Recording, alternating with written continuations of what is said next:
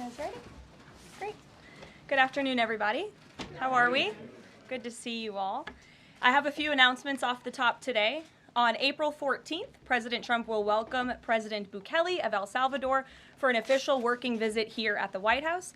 They will discuss El Salvador's partnership on using their Supermax prison for Tren de Aragua and MS-13 gang members, and how El Salvador's cooperation with the United States has become a model for others to work with this administration. On April 17th, President Trump will welcome Prime Minister Giorgia Meloni of Italy for an official working visit at the White House as well. The president's thoughts also remain with the families and communities experiencing devastating loss from the severe storms and flooding affected several states across the central U.S. President Trump approved emergency declarations for Arkansas, Kentucky, and Tennessee, allowing FEMA to provide federal assistance like equipment and resources to support state and local emergency response officials who are leading this response on the ground. Last night, the Supreme Court delivered a massive legal victory to the Trump administration and allowed us to continue removing foreign terrorist invaders under the Alien Enemies Act. This was a smackdown to a rogue left-wing, low-level district court judge who have relentlessly tried to stop President Trump from using his core constitutional powers as head of the executive branch and as commander-in-chief. The highest court in the land made it clear that the President of the United States has the power to protect our homeland and forcibly remove foreign terrorists who pose a grave threat to families and communities. Thank you to the Supreme Court for upholding the rule of law and protecting the Constitution. Our message to the monster Tren de Aragua and MS-13 terrorists still hiding illegally inside our country is clear. Deport yourself now, or you will be locked up and sent back to your home country. On another matter, the historic Liberation Day announcement last week by President Trump made it very clear that the era of American economic surrender is over. President Trump is no longer going to allow American workers and companies to be ripped off at the hands of foolish trade practices that shipped away millions of high-paying jobs and hollowed out communities across the country. It's America first, all the way. And despite fear-mongering by the media, the world is clearly responding to President Trump's approach. Just yesterday, President Trump held a bilateral meeting with Israeli Prime Minister Benjamin Netanyahu here at the White House. The Prime Minister pledged to immediately eliminate America's trade deficit with Israel and remove their trade barriers. Israel's proactive approach should serve as a model for the rest of the world. Also yesterday, the President spoke with Japan's Prime Minister, who wants to negotiate as well. The President also spoke to the acting President of South Korea this morning. He has tasked Secretary Bessent and U.S. Trade Representative Jamieson Greer to lead these talks.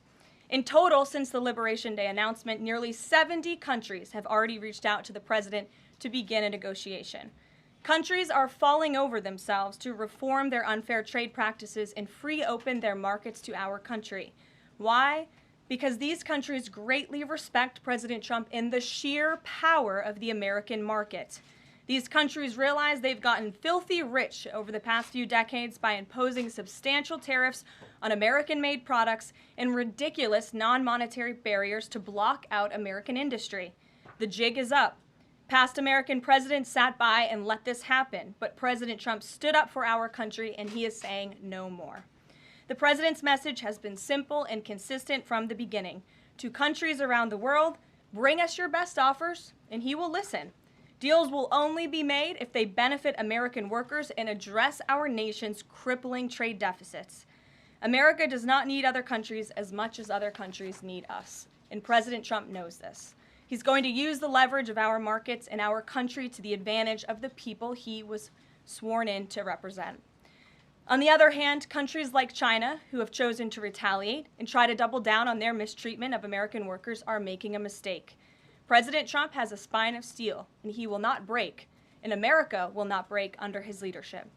He is guided by a firm belief that America must be able to produce essential goods for our own people and export them to the rest of the world. A strong America cannot be solely dependent on foreign countries for our food, medicines, and critical minerals. And America must always maintain a robust defense supply chain. Reprioritizing and strengthening our manufacturing industry are essential national and economic security issues of the utmost importance to President Trump. By focusing on supercharging the onshoring of American manufacturing, the president is already delivering on his promise to usher in an economic golden age for our country. Just look at Friday's jobs report, which smashed expectations for the second straight month.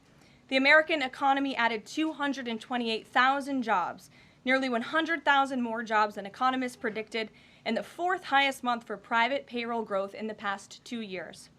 There was also a sharp increase in transportation, construction, and warehousing employment. And in just 11 weeks, President Trump has secured more than $1.5 trillion in private sector investment. This is $500 billion more than Joe Biden secured in his entire term. This record-breaking private sector investment will create roughly 350,000 American jobs and counting.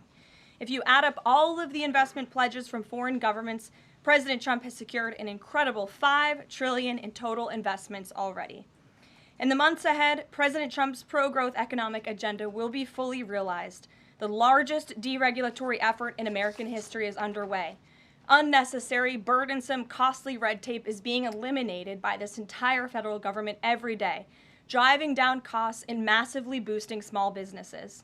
So far, President Trump's deregulation effort has already saved Americans more than $180 billion, equivalent to $2,100 per family of 4. The president's drill baby drill energy agenda, which he will discuss later this evening in the East Room, is capitalizing on the abundance of natural resources under our feet to generate more affordable electricity, cheap gas, and quality new jobs.